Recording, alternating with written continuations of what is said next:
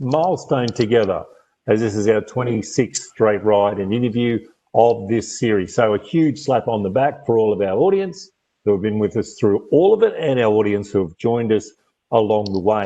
We've been very surprised and absolutely delighted by the success of this series, and a big shout out goes to the Telstra Connected Pro team of Sandy Woolley, Diane Hannon, Kurt Houston, John Pitchinen, and the one and only Anna Mallon, who makes us look so good.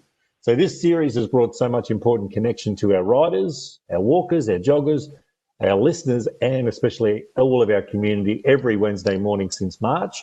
It brings inspiration and a sense of being together at a regular time to learn all about some famous, courageous, and inspiring people. We've been able to extend our reach from just the internal network and teams within Telstra and our cycling groups to influence groups in LinkedIn, Facebook, and on Zwift as our journey continues, and we would like to make an even bigger impact as we head into the summer months.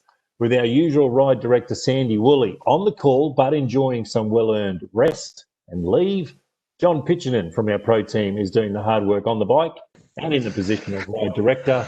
So over to you, please, Pitch, to address our group.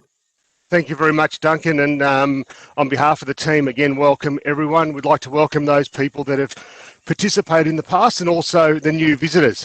Whether you're on the bike, walking, running, sitting, having some breakfast or lying in bed, you can treat this as exercise, but also jump onto the podcast. We also encourage you to invite friends or family via LinkedIn or also Facebook, and also Telstra Connected Cycling.com.au. You can drop us an email. So for today, we have the game.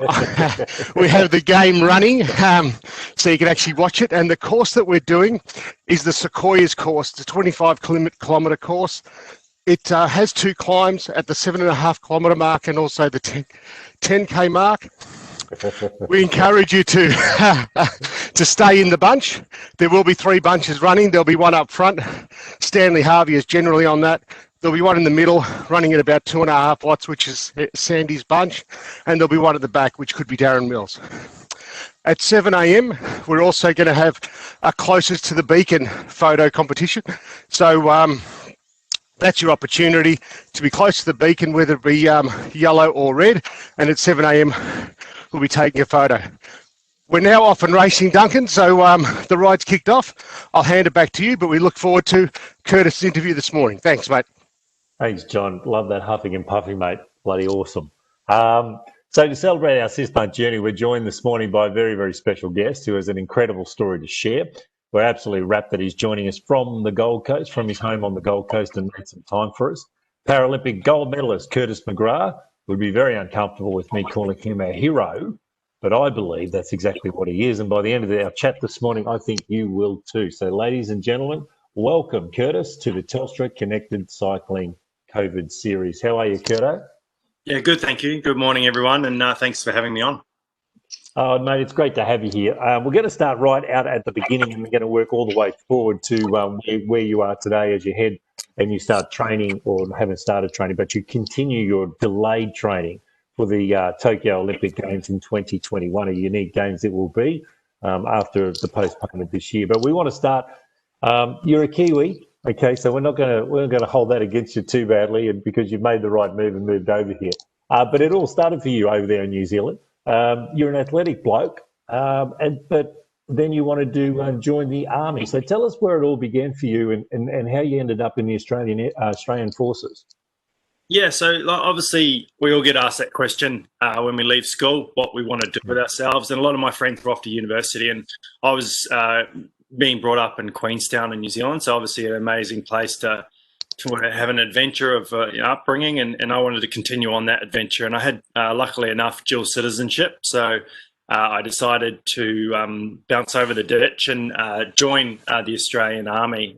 Initially, I wanted to enlist as an aircraft technician, but unfortunately those roles weren't being recruited for that sort of 12-month, 18-month block. So I had to choose something else, in which I enlisted as a combat engineer in 2006.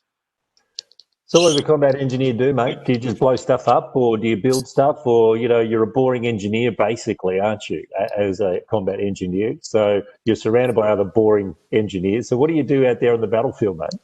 Yeah, so the official role is provide mobility and deny mobility.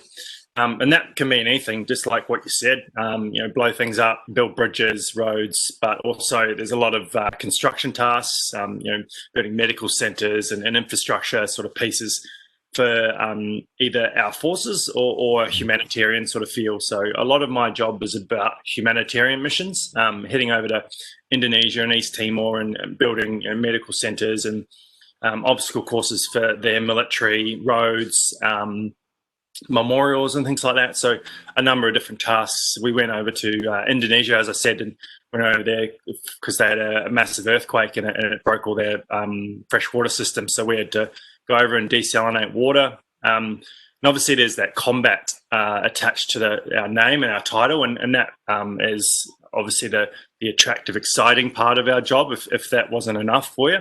And that can be, you know, anything from demining, defensive measures, or obviously offensive measures as well. So, you know, clearing the way forward. So searching for improvised explosive devices, IEDs, and obviously, as well as that, we're a part of the front line and providing that mobility with the infantry and the armour and the cavalry and all that sort of thing. So it's a pretty broad job, but at the same time, it's a job that always has something new to deliver.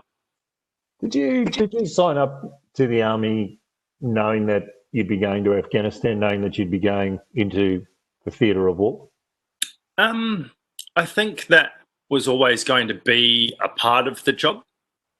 But it wasn't something that I was looking for, if that's what you meant. I wanted to be able to do my complete role as a combat engineer, whether and what that may be or what that would look like, I didn't know. But obviously, it was 5 years after September 11 in 2001, and and we knew the situation. But Afghanistan at the time was very, very quiet. There wasn't too much going on. There was a little bit of special forces and obviously still trying to track down Osama bin Laden. And not that I was going to have anything to do with that, but just the scale of the exercise or the conflict was quite small. Iraq was probably more of a bigger conflict zone at the time. So there was more of a chance for that. And Iraq is a whole different kettle of fish. And you might think of it very similar to each other, but just the infrastructure, that hadn't been invaded by Russia and pillaged by the Russians during the 80s and 90s. So that situation there was very different. They had far more constructed infrastructure, and the roads and buildings and all that were very sort of modern, whereas in Afghanistan it's very dated, and you can almost call it primitive. At the time, it's pretty rough in Afghanistan compared to Iraq. But the conflict was very different. But at the same time, we're trying to create the world a better place, and in whatever atmosphere or environment that would be, I would be involved with, I hope. So yeah. So what was it like? Because we hear about when you go into the army about the camaraderie, the mateship, and things like that. Did that appeal to you more than anything else? Was it what you'd hoped for when you joined the army in terms of that mateship and sort of going into a unit of bonded mates? Yeah, I definitely think that was an attractive part of it. I played a lot of team sport growing up, and I really enjoyed that side of things. But coming from New Zealand, obviously, you're leaving your school friends behind. You're leaving the friends that you know behind and trying to make new ones, which I think is really important. But at the same time, we're trying to bring people together in order to achieve goals and the mission, so to say. So that is something that is important to the military, and teamwork's such a huge part of that how it works. So that's obviously something that attracted me to it.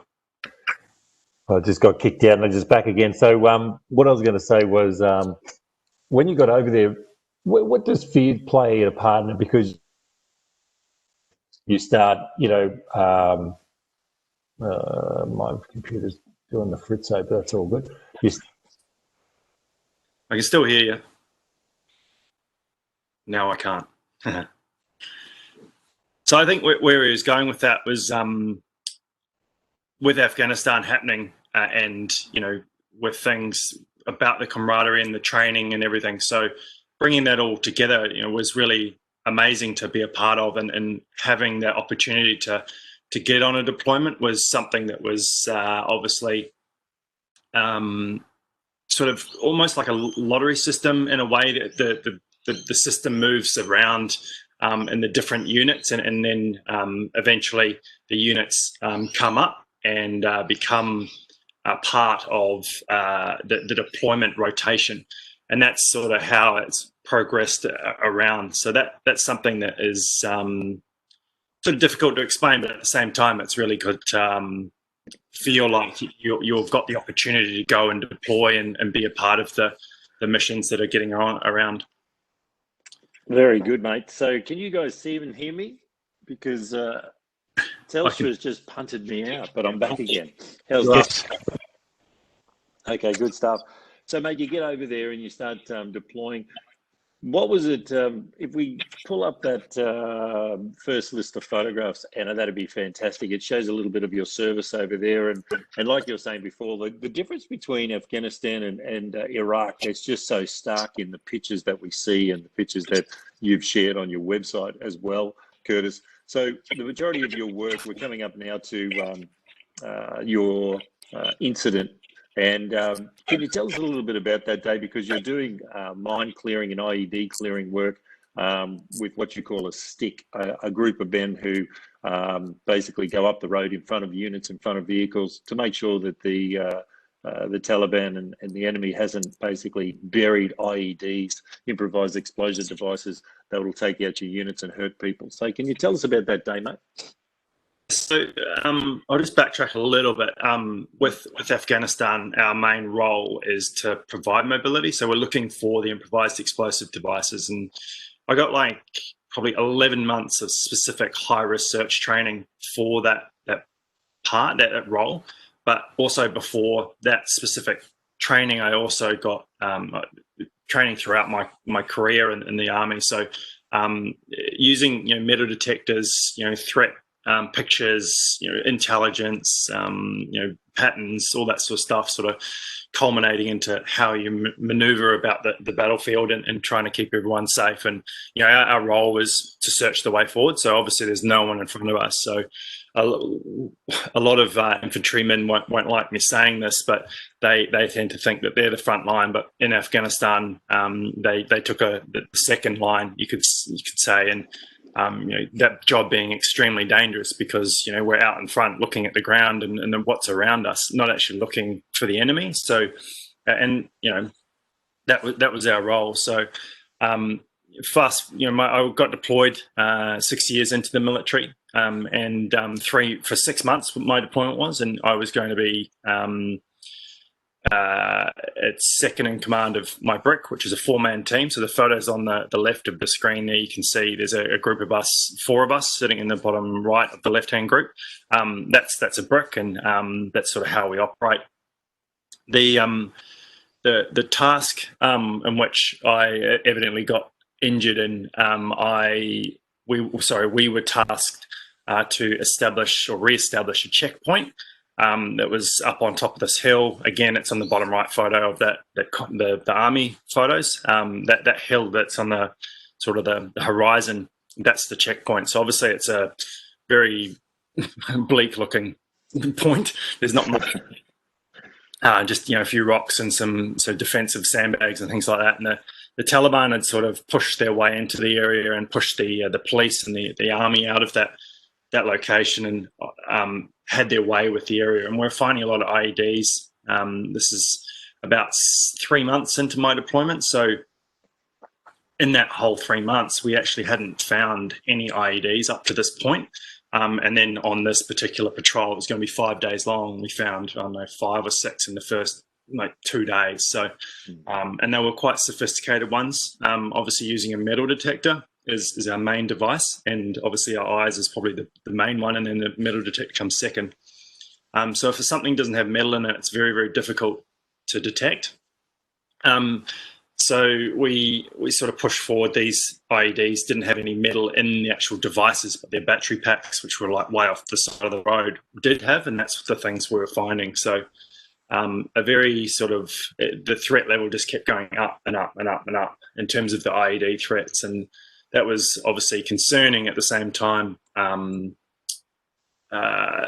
it sort of reduced our movement by a lot. So our initial task of the day was, the first day was to get up on top of the checkpoint, and we didn't get on top of the checkpoint till day 3, because we'd find an ID and then go 500 meters, then find another one. So it was just one of those things we had to sort of work with. And once we did get up onto the checkpoint, we sort of surveyed around and pushed forward and started putting in the Afghan National Army that were with us. So overall, our deployment was there to mentor the Afghan forces in order to them to professionally and ethically conduct themselves on the battlefield, to make their country a better place, and obviously showing them the way, holding their hand in a way. And that was a really important part. But we were the ones doing all the hard work, really, and they were just sort of following behind. But providing the security was their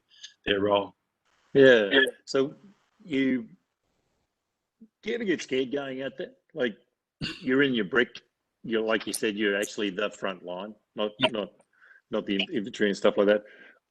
Do you remember much about that day? Were you frightened that day because you were finding so many IEDs in 2 or 3 days and stuff like that? Or is it just the work? Is it just focusing on the work and flowing to the work?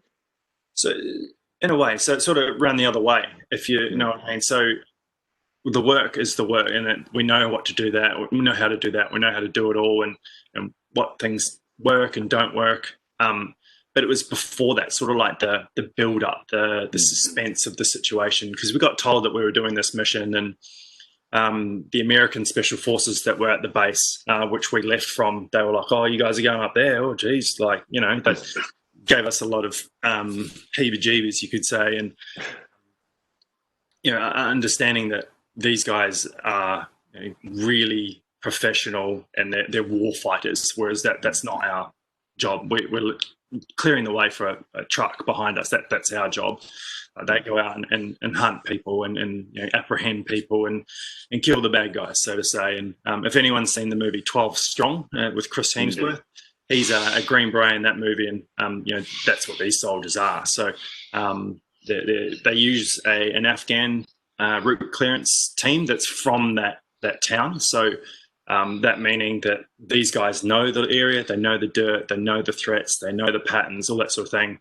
And we weren't traveling with them, so we had to do it all ourselves. And obviously, I don't speak Afghani or Pashtuan as the language there, and so we couldn't sort of translate intel or anything like that. It was quite difficult because the American Special Forces are so sort of ad hoc, blasé, sort of just easy come, easy go. But yeah, they sort of did make us feel a little bit more uncomfortable with the threats that could happen, which was not ideal. But I remember calling my mum a couple of days, maybe the day before we left, and I said, "Look, Mum, I just don't have a very good feeling about this one. Like, something bad might happen." And I quite vividly remember saying that to her, and unbeknown to me what was about to happen. It's just sort of this sort of spider sense on the So your Peter Parker sense is going off. You've called your mum. You've had a premonition.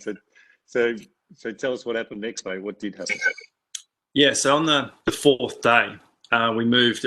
We're still searching around. It's quite a big checkpoint, a very sort of strategically important one, and we pushed into the area and.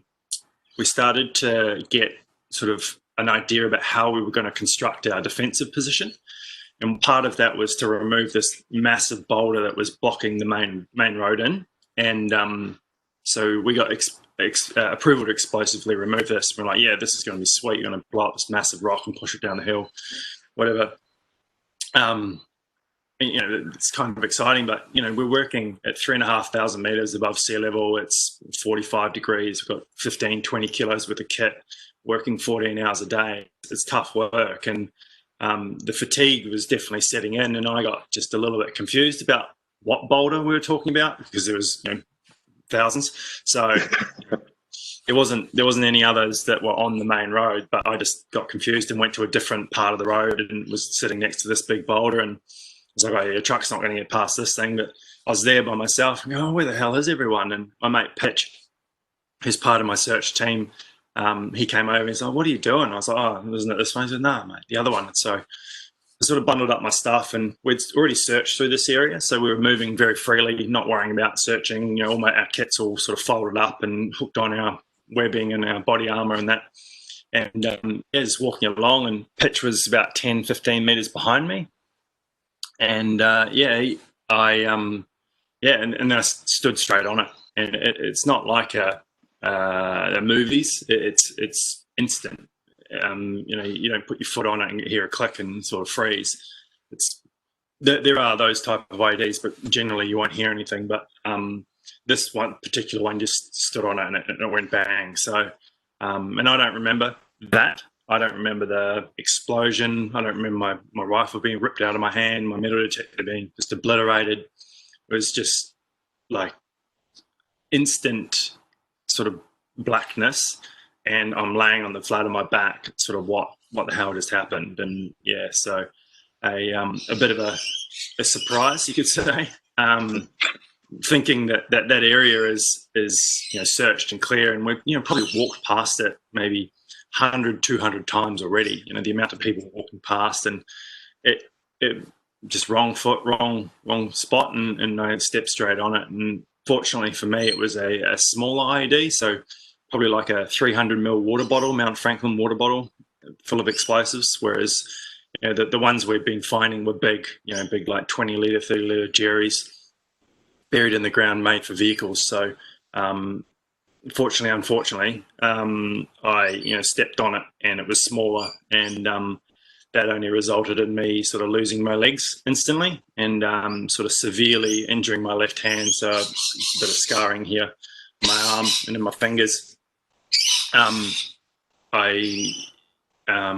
was also the combat first aider for my team, so like the unofficial medic, and so that sort of meant that I was supposed to be treating people in this situation, and what had happened is obviously myself being injured, and that created obviously a different sort of challenge, and the guys were very onto it. They knew that I was the combat first aider, and knew that I was sort of I had good function. I was conscious. I was thinking. I was yelling at them to do certain things, and IV fluids and tourniquets, and trying to get them to do the right morphine. And they were extremely brave and courageous, because technically the area that I'd just been blown up in was unsearched, but they came running in regardless of that.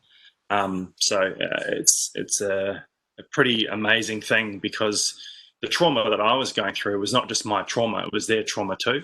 So that I think is important to remember, that you've got all these people that are physically injured. I think there's about 260 of us from the Afghanistan campaign, but from the 260, there's 10,000 people that have treated those 260 people, or been a part of that extraction or medical evacuation process, that are equally as traumatized, or have been through something that is as hard as actually being physically injured. So I was trying to maintain a positive mindset, and thinking about and joking, lost brand new boots and stuff like that, but having a bit of a gap, but at the same time, it's obviously as traumatic as it is. It's what happens is a little bit of part of what is the conflict.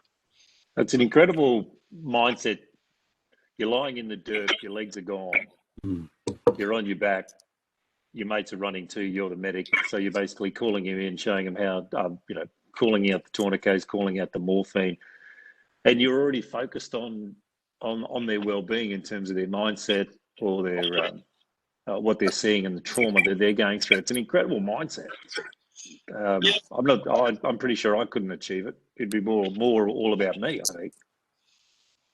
I think you'd be surprised. I think there'd be a lot of people that no one knows how they're going to react in that situation until it happens. But at the same time, if you're around good people and comrades and friends and almost family, that creates that opportunity to feel okay with vulnerability or with being, I wouldn't say weak, but a weakness and some vulnerability, as I said before, but allowing that to be exposed and also understanding that they're having to do these things for you, and you knowing that that's what's going to save your life, but at the same time, I could see that they were traumatized from it. I could see that they were struggling and not dealing with it immediately. Like the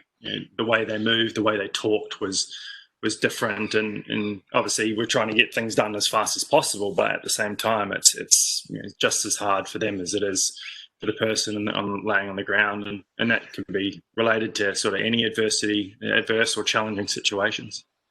Did you think that was it for you? Was there a time when you're lying in the dirt there, going through the treatment, calling in the treatment, that you're in real trouble?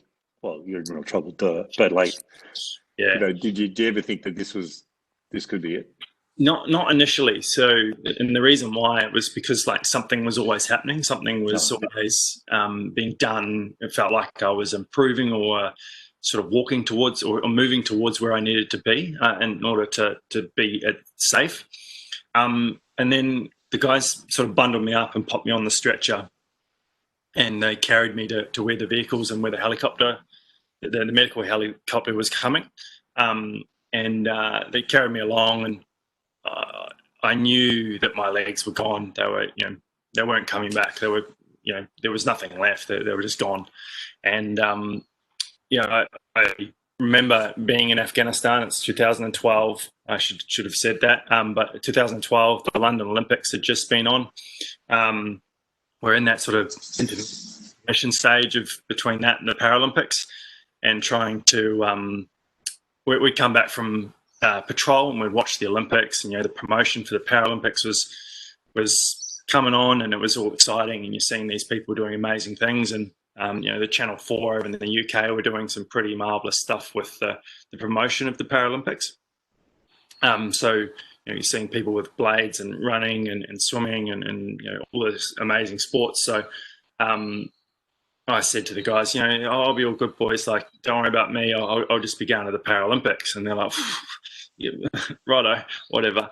I said, but it won't be in the green and gold. It'll be in the black and white. And they're like, suppose you can walk with the chopper then. So a bit of banter and a bit of black humour. I think that really does go a long way when everyone's dealing with some rough times, and whether that's in Australia, New Zealand, sort of an Anzac characteristic. I don't know, but at the same time, it was a comment that I said, and I didn't know how it was going to happen or what I was going to do. But after that they carried me along and laid me down next to the vehicles. It was sort of that's when I thought I was in trouble, because everything sort of stagnated. We plateaued in the improvement. We were just now waiting, and the waiting. It was the hardest part. I think the longer that chopper took, the closer I'd come to death, and that was very evident that there was a problem, and it's going to get pretty dicey. So that was obviously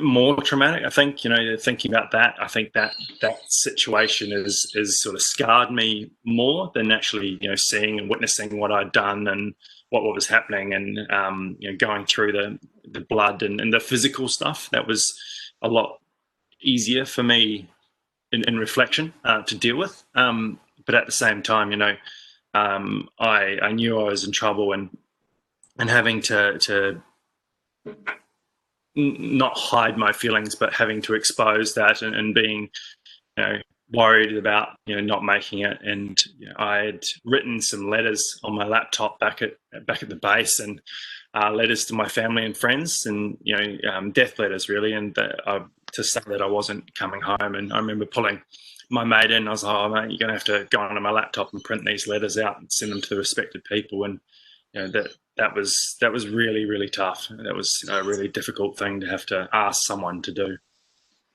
So the chopper gets there. You start your recovery basically. You start with the humour. I think with the recovery, just have that strong bond, and for the guys to laugh about you representing New Zealand rather than Australia, and throwing that out there, and then waiting for the chopper, and feeling you're starting to ebb and all that kind of thing. But the chopper did get there. You did get on board, and then you started the long journey to recovery from hospital to hospital, and finally back to Germany. But you had a very interesting incident on the plane. Flying back, I think, to Germany, where you realise that here's a plane load chock full of people with horrific injuries. Yeah. Heading back there, and you without your legs weren't even anywhere near the closest to the most injured. Yeah, and it was an experience that I didn't expect to happen. And it was so in Afghanistan, I bounced around for about 3 different hospitals in 15 hours, getting treated for surgery, and then I woke up in Bagram Air Base near Kabul. And I was loaded onto a C-17 Globemaster, which is a big military aircraft, and an American one, and flown out of there into Germany, which is where like the sort of transition hospital is. It's a big hospital. It's got maternity and all that sort of stuff in it, on an American Air Force base near Frankfurt. And on this flight, I was the only non-American on the plane. It was full. On one side of the plane, there was laying wounded, double stacked on bunks. And then on the other side of the plane was seated wounded. And, I was in pretty bad shape, and I thought I was pretty injured and all that sort of thing. But I was by no way the most injured on that plane. There was 2 guys up the front having surgery done on the flight. So, they were actively trying to die, and the doctors were trying to save them on the plane to trying to get them into surgery and into Landstuhl Hospital and fix them up. But it was just this experience that I thought I knew what was going on in Afghanistan, and I thought I knew the casualties and all that sort of thing. No, I had no idea. And this is like their 3rd plane of the day, and just the cost of the war in Afghanistan was so much bigger than I knew, and I was there and I was a part of it. So let alone what was actually happening to the American side of things, and they've committed so much, and the cost was incredibly eye-opening. Well, you get to Germany and you start the recovery. Anna, if you want to put that photograph back up again, I'll get Curtis to have a talk to it, because you're an incredible recoverer, mate. Like, if there was gold medals out there for people who can recover from things, it's an extraordinary shot with the amount of weight you're losing, and how your recovery went. But mate, you took it on, and this is one of the greatest things about you, mate. You really do focus on a goal, and then you get stuck into it, mate, because your recovery was nothing short of extraordinary.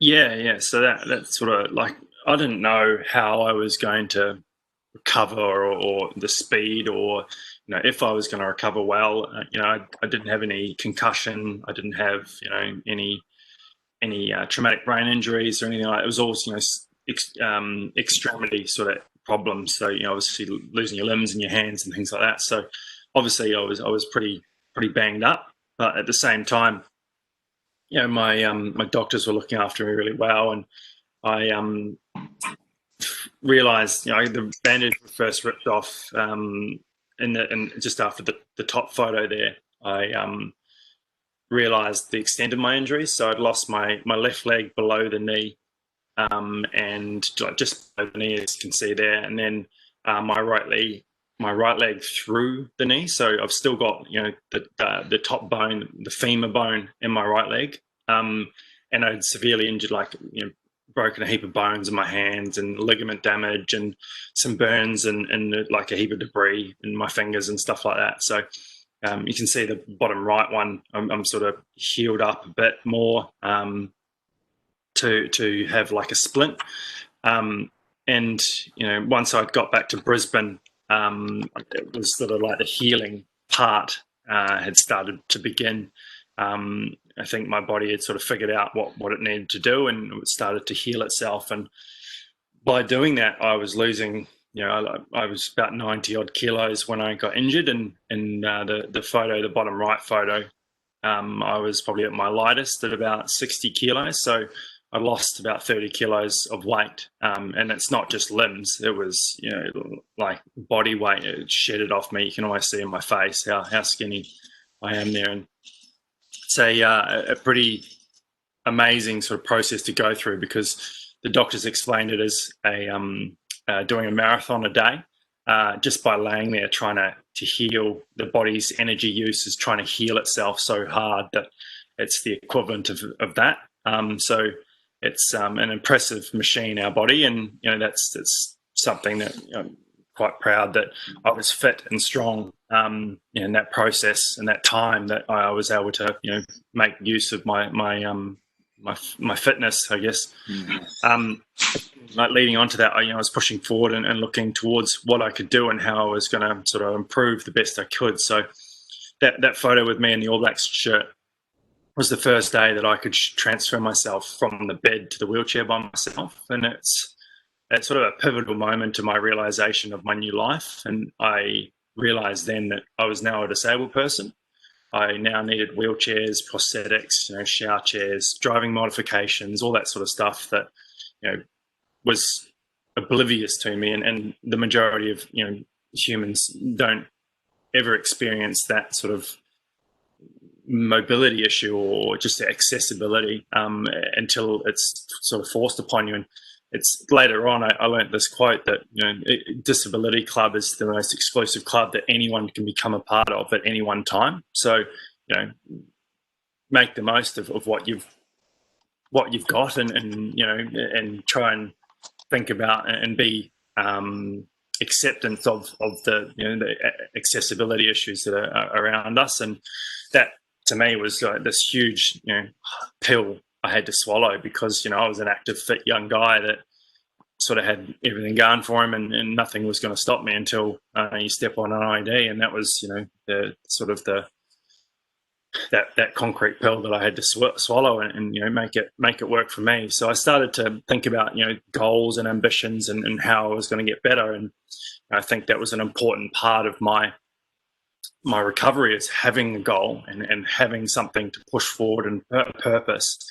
And for me, as I said before, you know, I was going to try and get to the Paralympics, and a part of that obviously was learning how to walk. So I made the first goal to be up walking for when the guys got home from Afghanistan, and you know, I focused really hard on that.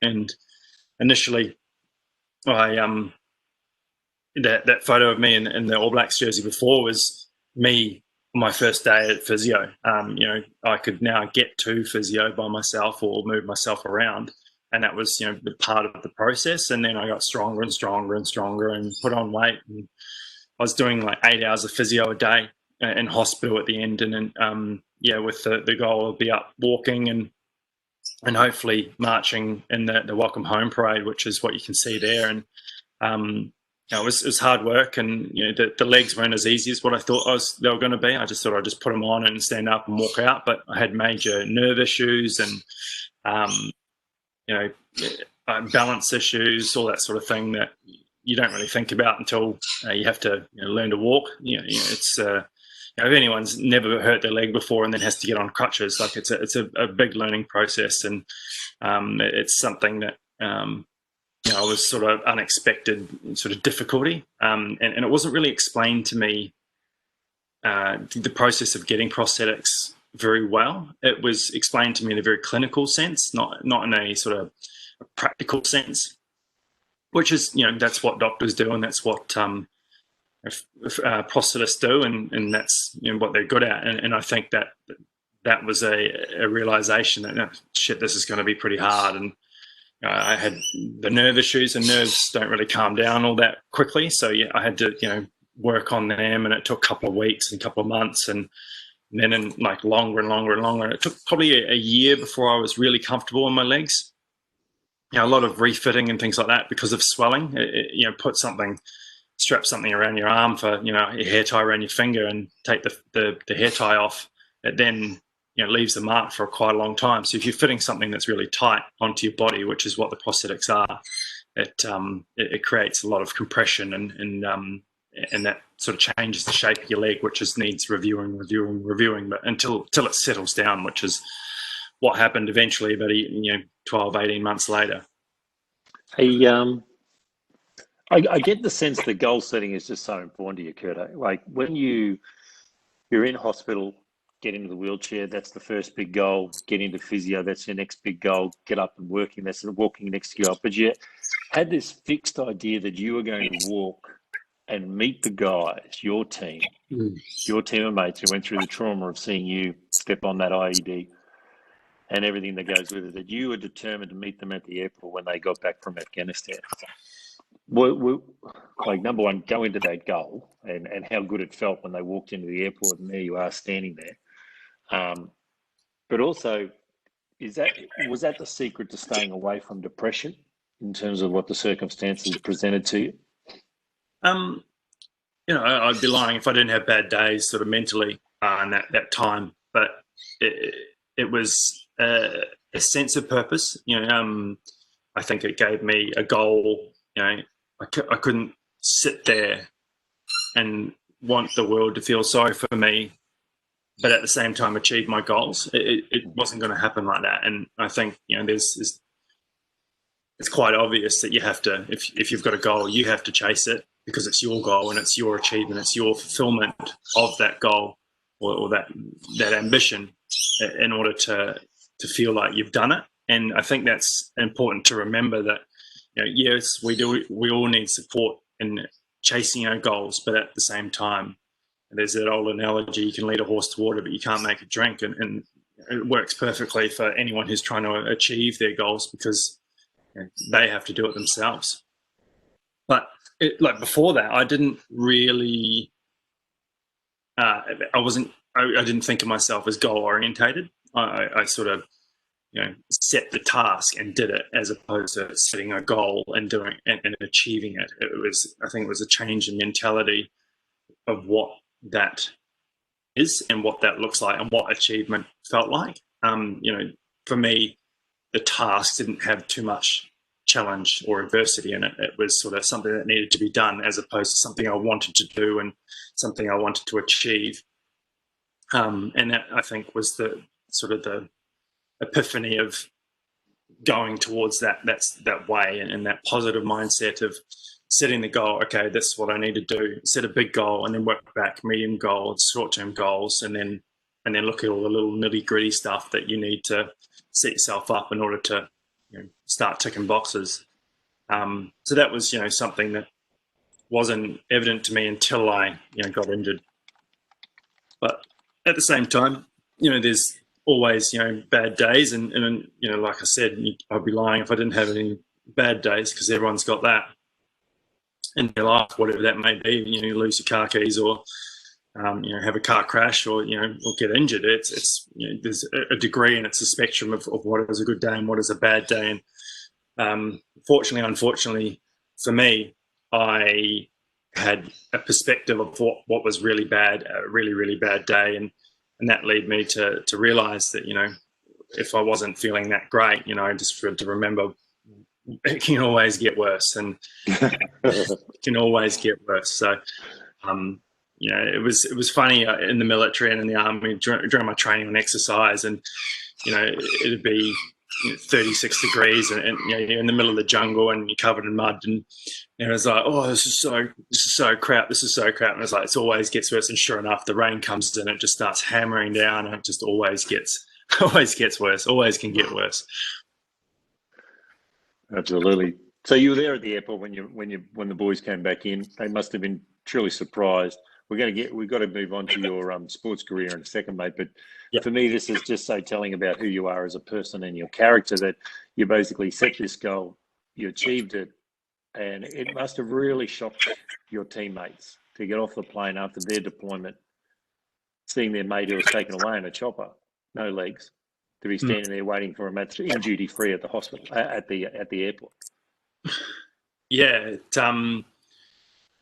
we didn't get to say goodbye or anything like that before I got loaded onto the chopper. And anyone who's been around a helicopter before knows that you can't hear anything. Not like the movies where they're having a good old yarn for doing bloody book club under a chopper. It's crazy, but the shock of their face was pretty special. It sort of cemented to me that I was on the mend and I was healing and I was getting better. And I think that was a part of that rehab process and that recovery process. But the reality was that they were still hurting, and I wanted to show them that I was still Curtis. I was still me. I was still in the same uniform as them. Still had the same humor and personality, and I might be missing a few limbs, but at the same time, I'm still the same person. I felt like that was necessary to do. I'd actually been lying to them, a little white lie, saying, infection, it's not working out. I'm not healing that well. Unbeknown to them, I was actually much further ahead than what everyone expected. So I got to surprise them at the plane door. So it was special and one of those things that I really enjoyed that memory. So now we move into your landing zone dream of going to the Paralympic Games in 2012 in Afghanistan, because you start on this journey. Why canoeing, mate? Because, we're going to get to your results and they're amazing. But why canoeing? Why'd you pick that one? Did you try a few others or I did around in a lot of different sports. I got involved with some charities that were doing sort of physical challenges. We kayaked from Sydney to Brisbane as part of this great group called Mates for Mates. I don't recommend doing it. Just take the flight. It's much faster. To get up, and it was tough work. But at the same time, I grew up in Queenstown, and in summer we'd do kayaking and hiking and whatnot, and swimming and cricket and all the summer stuff. And then winter we'd do snowboarding and rugby and everything like that. So I had some experience in those sports in those areas, and I dabbled around. I tried swimming, some archery, some wheelchair basketball, some athletics, and sort of toyed with the idea of rowing. I think rowing liked the idea of me doing rowing. They still do. And anyone who doesn't know the difference is rowing goes backwards and kayaking goes forwards.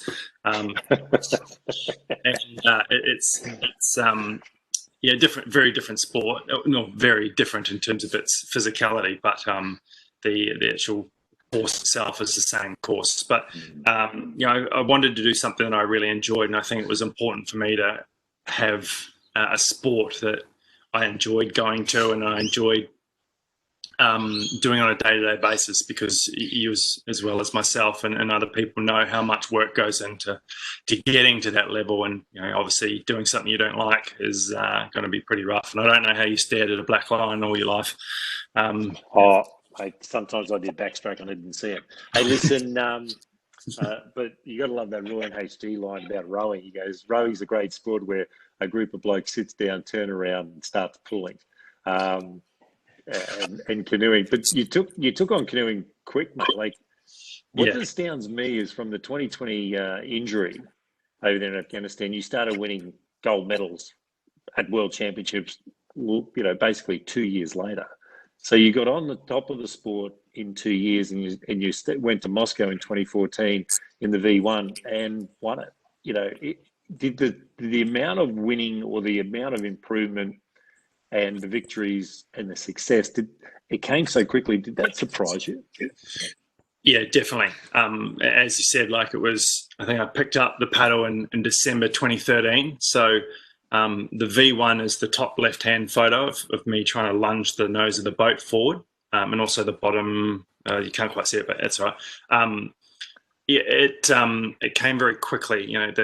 The bottom right-hand photo there, it's a V1 in the initial stages, and that's what I raced, almost exact boat in Moscow. What is it, 9 months till August? I managed to win on the day, of my second anniversary of my injury, and having that achievement happen, I was like, shit, I might be in here. Like, this is going to work out real well for me. And I was sort of looking already towards the Paralympics, and it's like, yeah, next year I've got qualifying. If all I needed to do is be in the top 6, but I'm quite a competitive person and want to do the best I can do, regardless of what day or comp or training session. So, and that was, I think, a moment where I was like, yeah, I think I've picked the right sport. I've gone and done well immediately, and thought that, I could probably go further. And the Paralympics were debuting paracanoe for Rio in 2016. So, it was only a 2-year or 2 season, but a three-year process of me learning that sport and then getting into qualifying for the Paralympics and getting there. So all in all, it was going to be a quick turnaround. And but then in February of 2015, so the year after, 6 months later, about 3-4 weeks before the national qualifying, the Magpies are just having a go at each other. And 3 weeks before the national qualifying. So in order to get into the international qualifying, you have to be qualified nationally.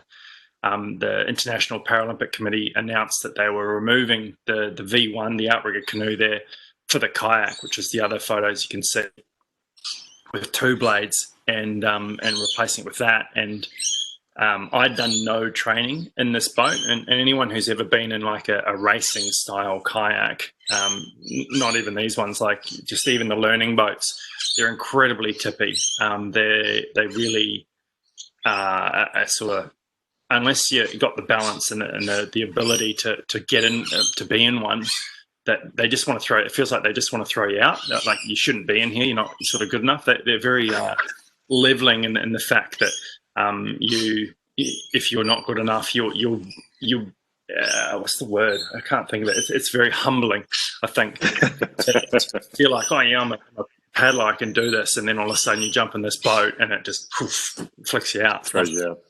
3 weeks of 4 sessions a day, and it was all just technical stuff, skills, balance, paddling in a straight line. Obviously, with no legs, it's quite difficult because the rudder system is there. But at the same, I'm not using it, I'm not touching it. So that needed to be, addressed. And the top right photo, that's on a canoe ergo. So you can see I've got prosthetic legs on there. But in my kayak, I don't actually wear prosthetic legs. I've got this sort of adaptation that goes around my legs and holds me in there. And once we developed that, raced later on, but got into the kayak and managed to cross the line and for nationally fairly well. And I was like, okay, we might be able to go okay here.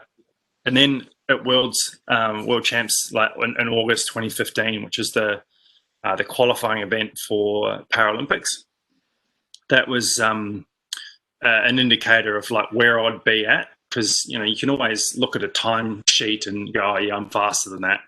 But in kayaking, we don't have world records. We've got world's fastest times because we can't control the environment of each location. It's just too difficult. So you can see people's times and whatnot, but you don't know until you're there on the day with the right people and have a good race to know how you are. And I managed to get the qualifying, be in those top 6. I got second to Marcus Mendes-Swoboda of Austria, and he was the Austrian dude I was having a hug with crossing the line there. And it sort of showed me that, oh yeah, I'm sort of on the right track here, and things were happening to me that I was able to just sort of keep going. Like, okay, I'm doing the right thing. I just got to keep going, keep grinding, and get to where I need to be. And that was something that the second place was really interesting, because I'd had a lot of success up until that point, and silver medal is still pretty good. Like, don't get me wrong, but if you work so hard and work tirelessly, and you're so motivated in order to get to the best or be the best, and you don't achieve it, it sort of like that's not good enough in a way for myself, and I felt like no, I can be better here. I can sort my starts out. I can get faster. I can be stronger, and it was really good. It just happened at sort of a good time for me to identify the issues or the weaknesses and the challenges, and then look forward to, and look at my strengths at the same time. And I think that's something that a lot of people, forget to mention or forget to focus on, is that the strengths are equally as important as working on your weaknesses. Because if you're not working on your strengths, you're actually not improving at all. You're looking at the things that you're not that great at, and you might not even improve in them at all. But if you can work on your strengths at the same time, they're going to get better, and you're going to get stronger, and you're going to be better in that area. So that's what you did, because if we go to the next set of photographs, you got to Rio. It was a huge deal, amazing time, and my wife has just brought me a cup of coffee. So cheers, everybody. And it's a huge deal because, like you said, you had so little experience 12 months out, but you get there and you absolutely dominate. You win the gold medal, and then you get given the flag to be able to march as our flag bearer in the closing ceremony. It must have been a dream come true, that whole games experience for you. Yeah, it's amazing to think that all happened. Now that we're looking at 2020, and the photo on the top left is just me coming across the finish line in the final, and obviously you can see no one around me. I managed to pull away from everyone, which was, as I said, was my strength at the end of the race, and coming through and sort of, I'm a late finisher, you could say, and that allowed me to push through and get the win.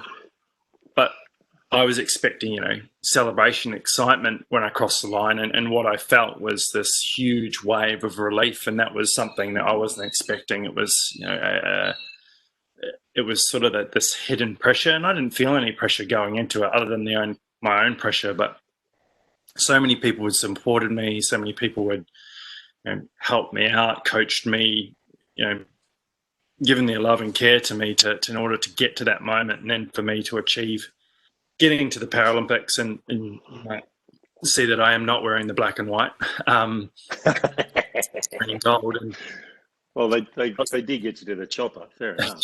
I'll talk to that in a second, but that crossing that line was such like a moment of being like, shit, I made it, I did it. And it was sort of like this moment where I felt relieved that everyone could celebrate and be happy with that in a way, or be happy that I am okay.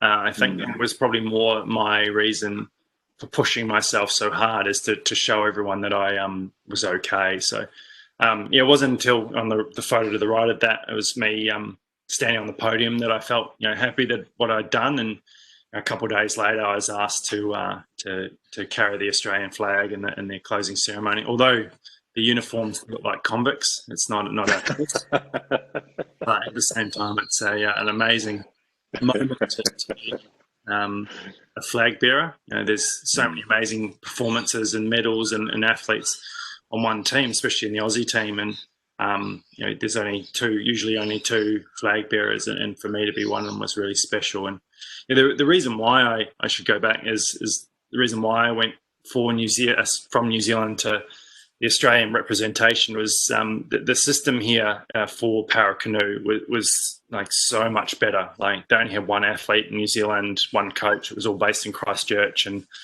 the system that the AIS provides in Paddle Australia is by far world class, and that's why we were the second best nation at the Paralympics in para canoe, and we've been second best to the Brits, unfortunately, just because of their funding situation. And that's it comes down to the coaches and the athletes around that to build a system that would support their athletes, and that's why I chose Australia. It wasn't a difficult decision in terms of I've got this goal and I want to achieve it, which system is going to support me in order to achieve that. And I think that was the catalyst towards why I just jumped ship, or you could say, not that I ever represented New Zealand anyway, but it was just something that was a bit of a gaffe or a joke at the time, and that's where it led me to. So yeah. Well, we are very, very grateful that you didn't go back to those shocking Kiwis and wear that awful black colour. Green and gold looks so much better on you, mate. We all think so. Hey, what comes through your story, and we've got to wrap it up. We've got 3 minutes to go, and we've got a couple of questions there, but we might not get to them or not, and we have to announce the winners. But what comes through to me, mate, more than anything else, is just the incredible generosity of your spirit and your heart. Because, you know, even as you're talking about being on the podium and just being able to show people in Rio that you're okay, you know, that comes through from the time that the injury happened, when you're trying to take care of your teammates as they worked on you and provided you medical support, with your family in Germany, with your recovery, to meet your teammates again at the airport to show that you're okay. You've been on this incredible journey, mate, and you've got this incredible generosity to make sure that people all around you are okay before you talk about yourself. And it's been such an eye-opener for all of us this morning, just how you set your goals, how you go about your business and things like that. Timothy Waters wants to know, thank you for your service to our country. After standing on the IED, you seem quite clear on your goals. Were you that clear on what you were going to do post-military before you stood and had your injury? In a way, I think sort of my wife now and girlfriend at the time was a medical student in New Zealand, and you know, the intentions was to come back from Afghanistan and leave the military and then move over to New Zealand and probably become a police officer or something like that. So, you know, as the cards play out, you never really get what you want. But at the same time, you know, there was certain situations that sort of led me towards what I did in a way. Like, I was always a fit, active young bloke that you know, that wanted to continue doing physical things and being, you know, fit and healthy. And I think sport is another part of my rehabilitation. It's, as I said before, it gave me a purpose and a goal. And but it definitely wasn't clear. You know, I said things on a stretcher and made not promises, but comments that would lead me on to becoming, or to go the path I went. But because I said that and told people that, it was more likely that it was going to happen. And I think there's really good science around, you know, if you've got a goal and you tell people about it, and it's like something like 60% more likely to achieve them, because other people will then realize that you're trying to do that and then support you and help you in order to achieve it. So that was something that I think might not have been clear in my head, but everyone else was aware that that was happening. So definitely not clear, but in the same way, it was sort of a path that I opened up myself. Well, you become a bloody master at it, mate, let me tell you. Hey, listen, you had great success with Invictus Games. We didn't get to that. And just tell us a little bit about your preparation now and how the postponement of this year's Tokyo Olympics felt when, you know, you're basically ready to go, defend your title from Rio, and COVID comes along. You could see it coming. So how is the postponement treating you, and where's your training at?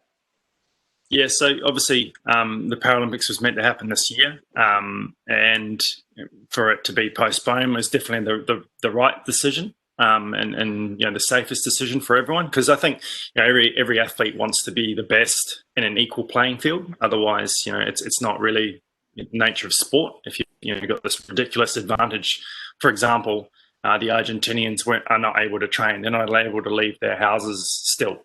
So, you know, if we went to a world champs and I beat an Argentina, I wouldn't feel satisfied, but that was a fair contest. So, and that was, you know, what happened. And, you know, initially it was pretty difficult to know how the year was going to play out, or if the games were going to go ahead, all that sort of thing. You know, it was pretty hard to see a positive outcome.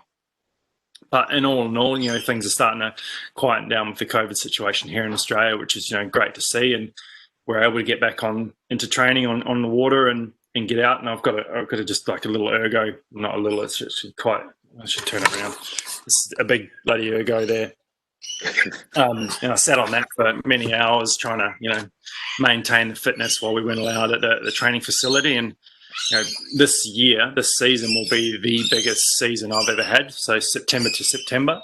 And it's going to be, you know, pretty hard, and you know, that's just the way it's going to be, and that's going to allow me to, improve on the things I didn't have time on to improve before. So, I'm seeing it as a blessing in disguise, so much more time to get prepared, but at the same time, I'm the one with the target on my back and people are chasing me. So I just got to remember that every day that I'm, sitting here in Australia, having the opportunity to train, I need to be doing that as well as, recovering and resting in order to prepare the best way as well. So. Fantastic, mate. Well, your time this morning has been so precious to us. Thank you for sharing your story. We're all behind you as you lead up to the Tokyo 2021 Olympic Games. It seems so weird to say that. Thanks for sharing so deeply too, mate. You really did share deeply, and we're all inspired for it. We'll be following you. curtismcgrath.com.au if people want to know and follow your story more.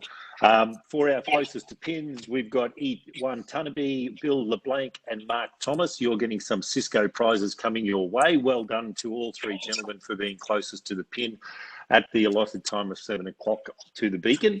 Thank you for your time, everybody. Have a fantastic week. And again, Curtis, you are a hero, mate, and thank you for your service. Cheers, Thanks. guys. Cheers.